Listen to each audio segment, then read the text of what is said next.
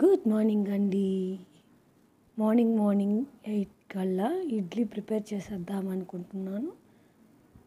అందుకే long vlog కావాలని చెప్పి లాంగ్గా పెడుతున్నాను.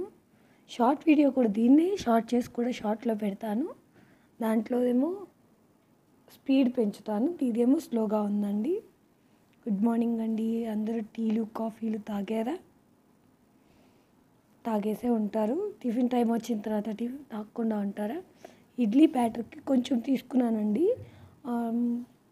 దాంట్లో కొంచెం సాల్ట్ వేసాను. నేను సోడా పిండి వాడను. సోడా పిండి వల్ల బోన్స్ డోల్ అవుతాయంటండి. డోల్ అంటే డొల్లగా తయారవుతాయంట. అసలే మనకి సరిగ్గా స్ట్రెంగ్త్ లేకుండా పోతుంది కదా, అందుకే నేను సోడా పిండి అజ్జినామోటారు ఇలాంటివి ఏవి వాడను.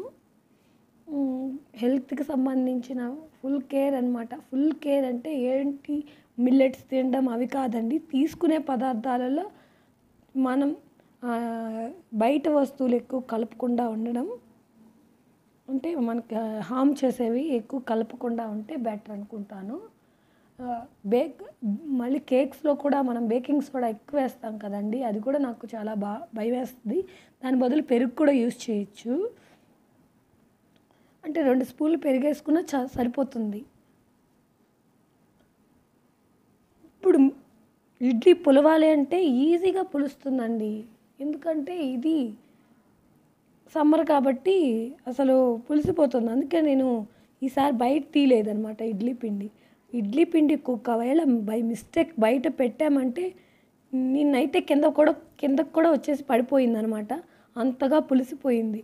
అందుకే ఈసారి డైరెక్ట్గా ఫ్రిడ్జ్లో నుంచి తీసి అప్పటికప్పటికే కలిపి పెడుతున్నాను. యాక్చువల్గా 1 అవర్ 2 అవర్స్ ముందు తీసి పెట్టినా మనకి పులుపు వస్తుంది. ఇప్పుడు పులుపు కూడా అవసరం లేదనిపిస్తుంది అనమాట. అందుకని ఇడ్లీ చాలా బాగుంటాయండి. ఎందుకంటే పలుగ్గా వేసాను కదా, పెద్ద పెద్ద ఇడ్లీలే వస్తాయి. ఒక్క ఇడ్లీ 2 ఇడ్లీలకి సమానం అనమాట నేను పెట్టేటి. ఎర్లీ మార్నింగ్ క్యారేజ్ పెట్టేశానండి.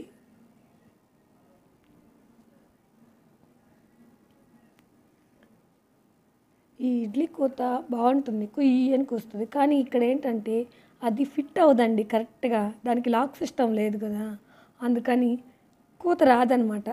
ఆ మూత కొంచెం పైకి లేస్తుంది, గాలి సైడ్స్ నుంచి జుమ్మని వెళ్ళిపోతుంది ఆవిరి. అందుకని మనకి విజిల్ అసలు వినిపించదనమాట. అది విజిల్ వినిపించలేదని చెప్పి మనం కూర్చొని మర్చిపోయామంటే ఇడ్లీ ఉడకడానికి 8 or 7 minutes పడుతుందండి. పెద్ద ఎక్కువ టైం ఉండదు. త్వరగా చూసుకోవడం బెటర్ అనమాట.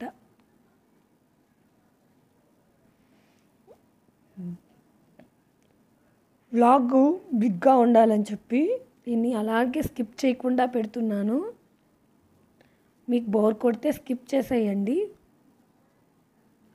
చాలా టైం పడుతుందండి నిజంగా. దీన్ని ఫార్వర్డ్ చేయాలంటే నా మనసు రావట్లేదు. చిన్నగా అలాగా చూద్దా ఉన్నాం. నేను చేసిన వంట నేనే చూసుకుంటుంటే నాకు చాలా తమాషాగా అనిపిస్తుంది. నేను ఇంతకుముందు యూట్యూబర్స్ని చూసి ఏంటి వీళ్ళంతా ఇల్లంతా పెట్టేస్తున్నారు, అవి పెట్టేస్తున్నారు, ఇవి పెట్టేస్తున్నారు, ఇదంతా అవసరమా అలా అనుకున్నాను.